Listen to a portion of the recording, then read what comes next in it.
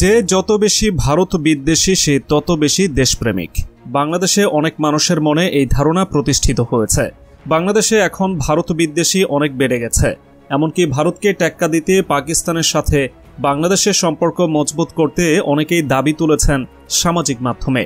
তাদের যুক্তি, দুইটা পরমাণু বোমা ফেলে লক্ষ মানুষ মেরেও আমেরিকা যদি জাপানের বন্ধু হতে পারে, 200 বছর সীমাহীন শোষণ করেও ইংল্যান্ড যদি ভারতের বন্ধু হতে পারে, তাহলে কোন যুক্তিতে পাকিস্তান বাংলাদেশের বন্ধু হতে পারে না? পাকিস্তান যত খারাপই হোক, ভারতকে সঠিক লাইনে আনতে তারা আমাদের সাথে বেইমানি করবে না। এখনই পাকিস্তানের সাথে সামরিক বেসামরিক লেনদেন, ব্যবসা বাণিজ্য পুরোদমে চালু করা হোক। ফেসবুকে এমন অনেক মন্তব্য এবং পোস্ট লক্ষ্য করা যাচ্ছে। এসব দাবি তোলা বাংলাদেশিদের জন্য সুখবরই যেন দিল পাকিস্তান সরকার। বাংলাদেশ নিয়ে নতুন করে ভাবতে শুরু করেছে পাকিস্তান, যা ভারতের জন্য বড় দুশ্চিন্তার কারণ। গত আগস্ট মাসের শুরুতে ছাত্র জনতার গণবিক্ষোভের মুখে ক্ষমতাচ্যুত হয়ে ভারতে আশ্রয় নেন শেখ হাসিনা। ডক্টর ইউনূসের নেতৃত্বে অন্তর্বর্তী সরকার দায়িত্ব গ্রহণ করার পরই বাংলাদেশের সঙ্গে সম্পর্ক নিয়ে নতুন করে তৎপর হয়েছে দেশটি। পরে রাজনৈতিক পরিস্থিতিতে বাংলাদেশের সঙ্গে সম্পর্ক পুনঃস্থাপনে পাকিস্তানে হচ্ছে উচ্চ পর্যায়ের নানা বৈঠক। এমনকি পাক প্রধানমন্ত্রী শেহবাজ শরীফ নিজেই নেতৃত্ব দিচ্ছেন এসব বৈঠকের। পাকিস্তানি সংবাদ মাধ্যম এক্সপ্রেস ট্রিবিউন জানিয়েছে, বাংলাদেশের সঙ্গে সম্পর্ক পুনঃস্থাপনে ইতোমধ্যেই রোডম্যাপ ও কৌশলপত্র প্রস্তুত করে ফেলেছে পাকিস্তান। 2 সেপ্টেম্বর সোমবার এক প্রতিবেদনে এ তথ্য জানিয়েছে সংবাদ মাধ্যমটি। প্রতিবেদনে বলা হয়েছে, ঢাকায় দায়িত্ব পালনকারী রাষ্ট্রদূতসহ পাকিস্তানের কূটনীতিকরা দেশটির সরকারের জন্য একটি কৌশলপত্র তৈরি করেছেন। ঢাকায় সাম্প্রতিক রাজনৈতিক পট পরিবর্তনের পরে বাংলাদেশের সঙ্গে সম্পর্ক পুনঃস্থাপনের জন্য এই রোড ম্যাপ তৈরি করেছেন তারা।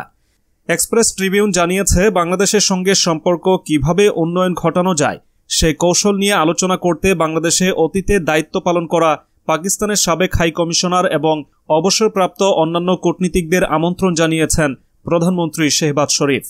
সংবাদ মাধ্যমটি বলছে, অবসরপ্রাপ্ত রাষ্ট্রদূতদের কাছ থেকে তথ্য ও পরামর্শ নেওয়ার জন্যই এই বৈঠক ডেকেছিলেন প্রধানমন্ত্রী শেহবাজ শরীফ।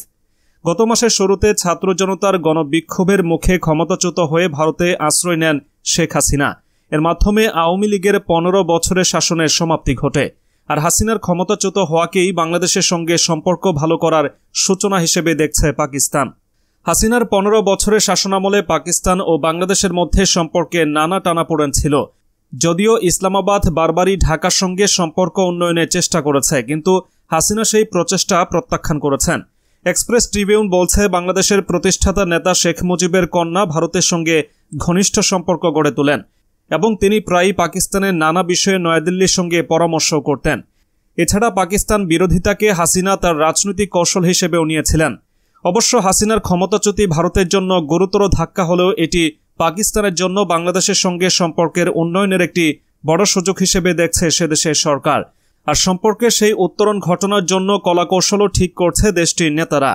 এদিকে 2 সপ্তাহ আগে নতুন ভিসা নীতিমালা ঘোষণা করেছে পাকিস্তান।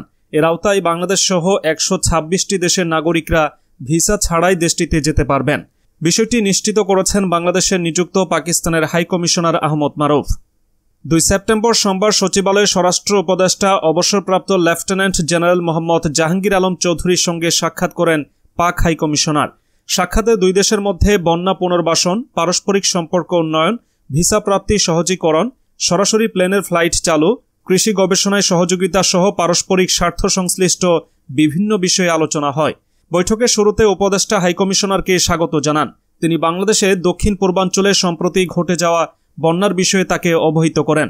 হাইকমিশনার পাকিস্তানের পক্ষ থেকে বাংলাদেশের বন্যা দুর্গতদের জন্য উপকরণ নিয়ে সহায়তার আশ্বাস দেন।